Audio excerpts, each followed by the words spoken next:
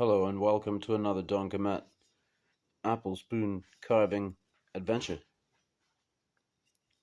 This is the other half of the piece that I started in on last night, whittling an apple spoon with the Steve Kalari tried and true. I truly chewed my thumb up on the sharpened spine of that knife without really noticing. I don't know whether you've ever done that.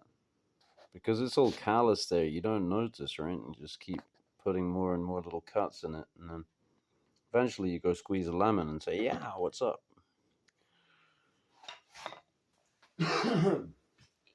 So yeah, this was the chunkier half, actually.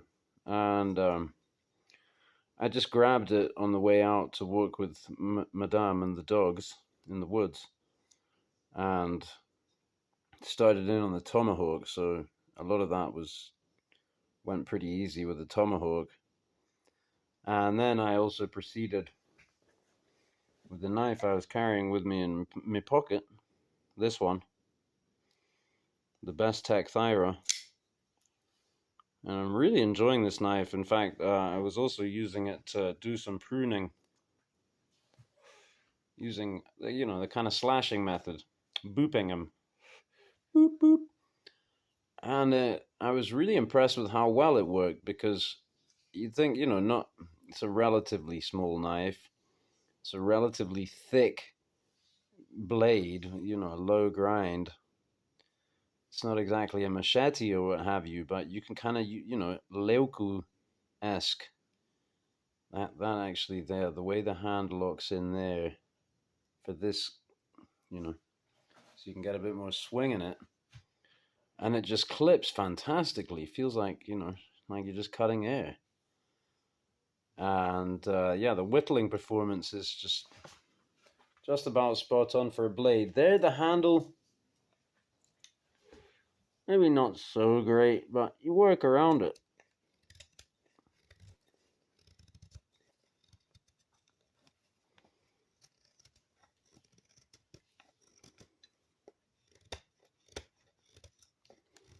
So, I think that after the manner of a lot of these modern folding knives, they're kind of made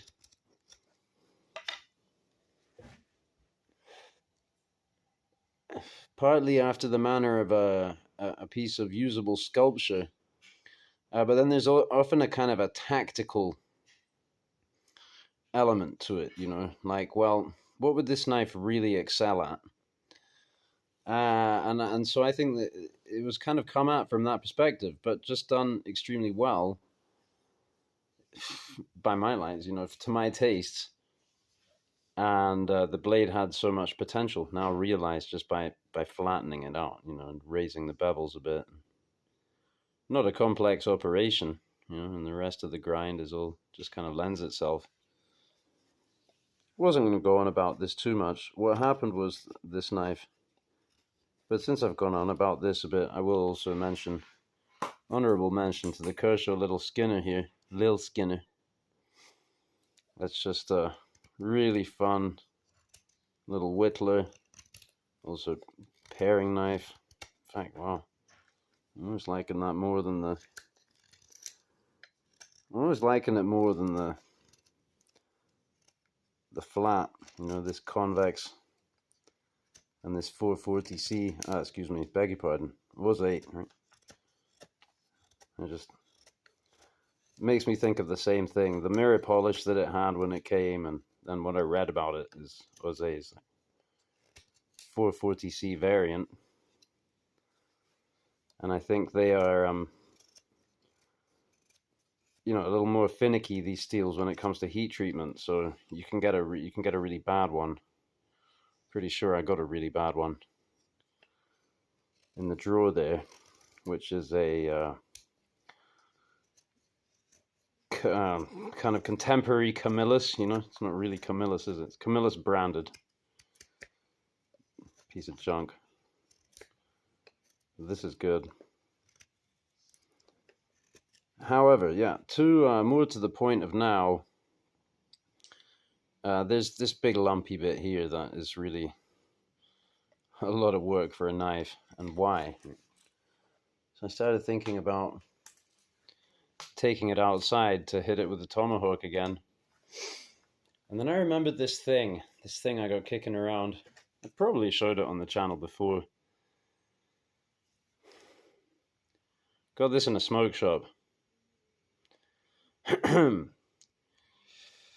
They had some M-Tech next to the vapes and the whatever, right? I don't know, I guess, maybe 5CR, something like that, but I've been at it with this. I've been at this thing, when I got it, of course, it was tremendously thick, kind of thick hollow grind, just whatever, factory, probably done on wheels, like that, by a machine or whatever, machine grinding very quickly. And it was horrible, horrible cutter. But I had it on the Tormac, thinned it out, I guess. Stuck with the hollow grind, just thinned it out. And just now I was touching the bevel again, and it seemed like it was... Well, yeah, I actually whacked the piece of apple wood that this came off with it. I had some little branchlets, stubs sticking out of it, and I chopped them all off, and it was okay. This thing is kind of goofy unless, I guess you ever really needed it and it worked for you, which, it's not the ideal shape for a wrench, but maybe it could work. That, I kind of wish they'd made it flat for a hammer. This is also pretty useless. I mean, oh yeah, attitude adjuster. Well, just talk to them. And if that doesn't work, then you hit them with this side. Yeah. That is going to adjust the attitude better than that. I'm just playing around. I'm not a martial artist or a violent person. I'm a whittler, not a fighter. This is like G10. I don't know if it is, technically G10 brand or whatever, however that works, but fiber resin, quite nicely done. It was very solid, but too skinny to hold on to, and hard. And of course, this design of chopping anything is gonna give you it's gonna transmit a lot of feedback to the hand, let's put it that way. So I came up with this leather wrap at some point. It was old bootlace, I think, and somehow I managed to get it. I kind of managed to nail it because it's on there really solid. It makes the whole thing, if you think about it, it makes it a lot wider, a lot more shock absorbent, and it left me with enough to have a little adjustable lanyard here. So let's give her a go. Perhaps I can raise the camera a little bit so I don't whack it with the attitude adjuster.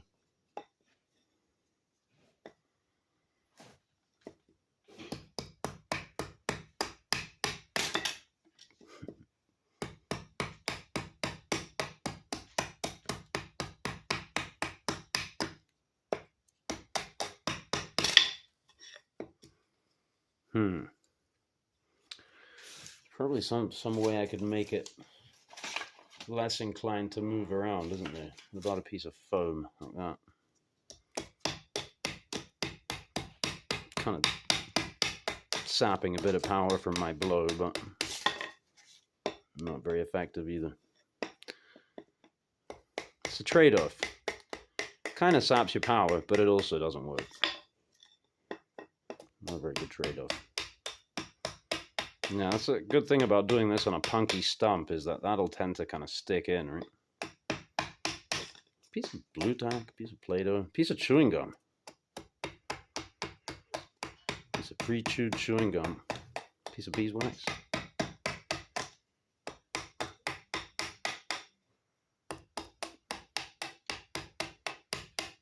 There we go. It's easier now that I took that hump out.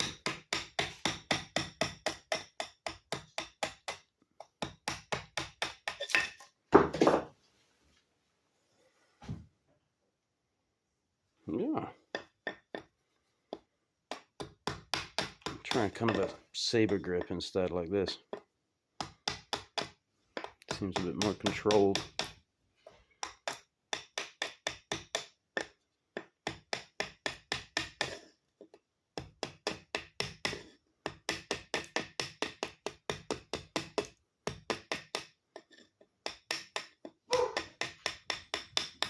You can really chip away with this thing.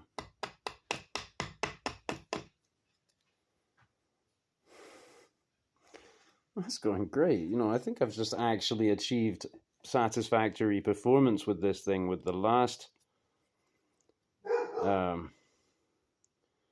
bit of honing I just did now when I picked it up and said, oh, well, if I'm going to try and actually use it and film with it and stuff, I'll just hit it on this 400 grit diamond here, and had it go, and I'm like, well, it feels like it could be sharper, and then I had to go again, so on and so forth. I haven't tried slicing paper or anything because it doesn't seem to really lend itself to the kitchen roll anyway, but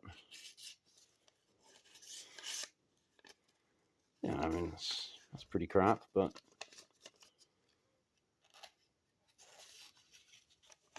kind of slices in. It's still thick. It's still thick. It's pretty steep, that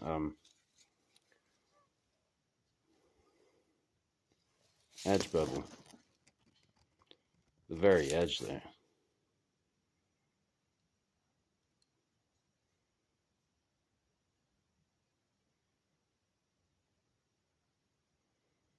Yeah, I'm not trying to be unrealistically demanding with this thing. It's obviously, you're supposed to hit stuff with it, and it's probably not, you know, cryogenically heat treated 52-100. But then again, with MTech, you never know.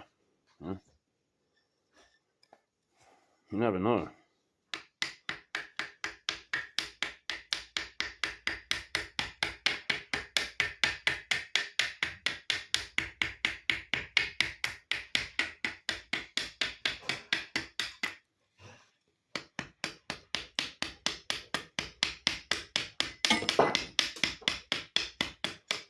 There went the triangle rod. Well, that's pretty cool. Why don't we have a look at this little smock here? Chopped down smock. Master Patrick Gerst made for me. I saw he made one for a client, and I was like, man, that's so cool. So I found a cheapie on eBay and sent it to him. And this is how she turned out. Also came with some micarta scales, but somehow he liked this original one better, so he put these on. And the initial blade grind had this weird kind of, it was like a straight razor with a little extra point there, but he told me he ground it so thin that then he changed his mind and he reground again. He went for this thing, like a mini cleaver. And he sent it to me. He asked whether I'd like, and I said yeah. So he sent it to me with a flat, you know, no apex, unapexed after the regrind. So I could put that on myself. And what was really interesting was that when that flat was there, because it was a 90-degree flat, I picked it up, and you could carve with it, and it was an amazing finishing knife. You could get such a clean finish with it.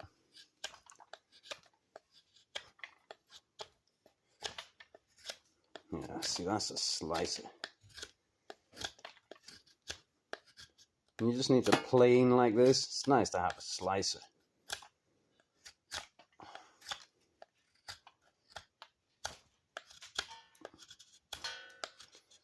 Yeah, this is probably the most enjoyable ride I've had with this thing yet, too. Just love this applewood.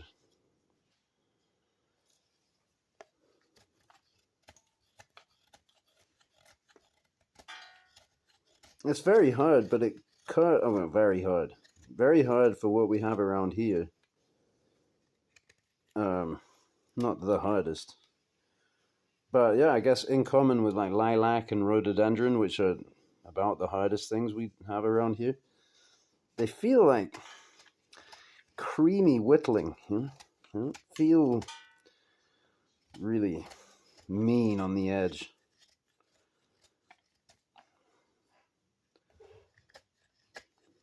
the burls, the burl woods, and the oak seems harder. The hard maple. What do I know? I'm just riffing.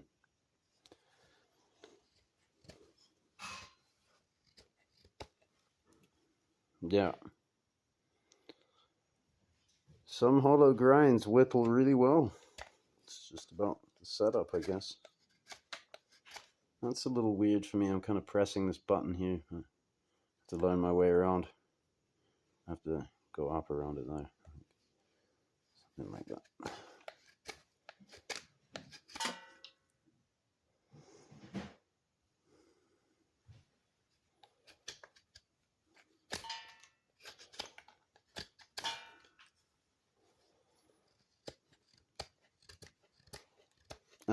I've just thought of something as well. Here's where this could really be handy. And I like to make a point about, if you imagine this as being a kind of a weird tactical knife, right? It could make more sense if you imagined this handle and this here, and then this blade goes on like that, right? A big old thing, right? So what you got is a handle with this big old choil here before you hit the blade. And so this is a point about this so-called 50-50 choil. I guess maybe 50-50 is it's not this either.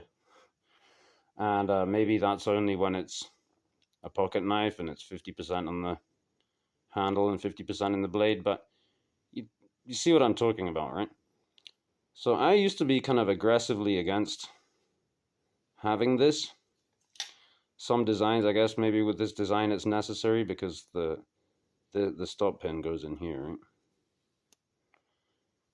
I could be mistaken, but in some designs, the thing about this heel is that it's a usable heel. So I can probably find an example of like a sharpening choil that doesn't go. Oh, this is a no sharpening choil, but not much of a usable heel, right? And then here is a sharpening choil that doesn't leave. It does have the sharpening choil, but it still doesn't give you a usable heel. Right? And you know, I could keep going on through all these blades, but broadly, you know, these kinds of knives don't have much of a heel. You know, no heel to work with.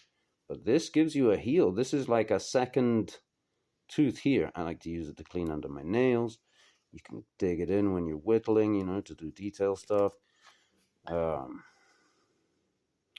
know, the uses are myriad. And the reason why I don't like it, of course, is because this will hang up on stuff. It'll hang up when you're cutting boxes or when you're cutting people or whatever you cut.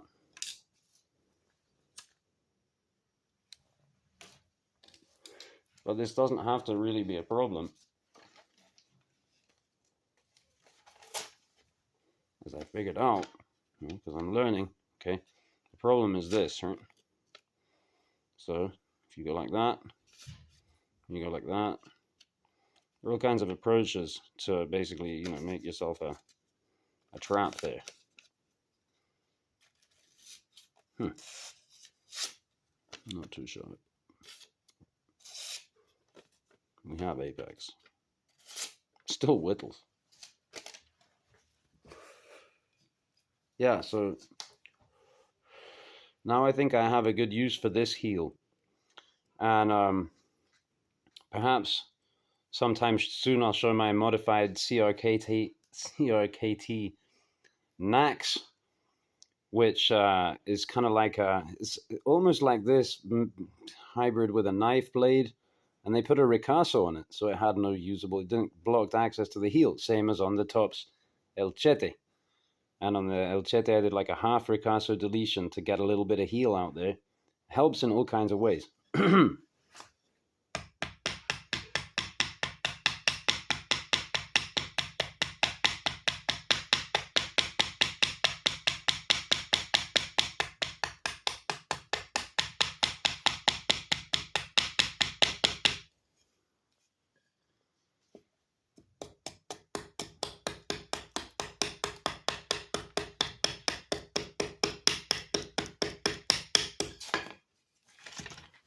I'm going to stay off this area because this is probably going to get a fair bit shorter in the end. So I'm kind of realizing that, yeah, it's best to start hollowing out back here. And I think I got in my pocket, yeah, this one. I think this is, no.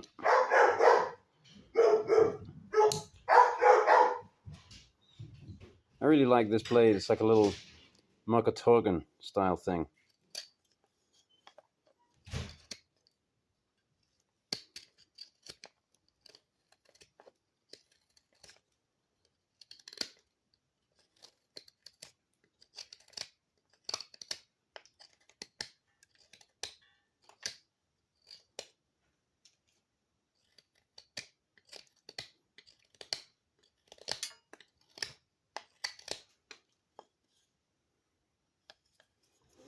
Yeah, we now have spoon, right? I guess once it's got a bowl in it, now you can do something spoony with it.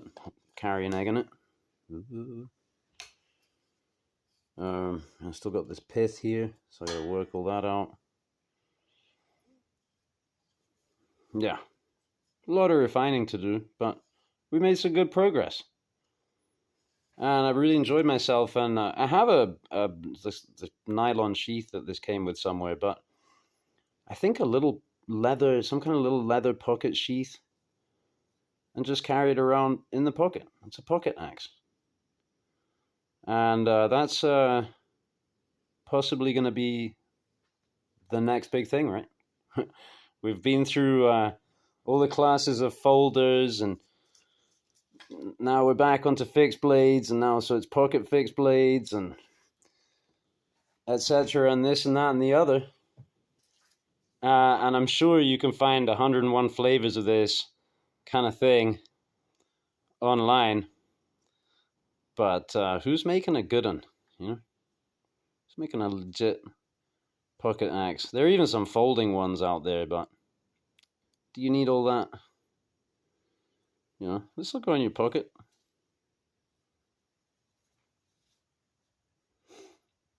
Yeah. So could be time for some wooden scales one of these days.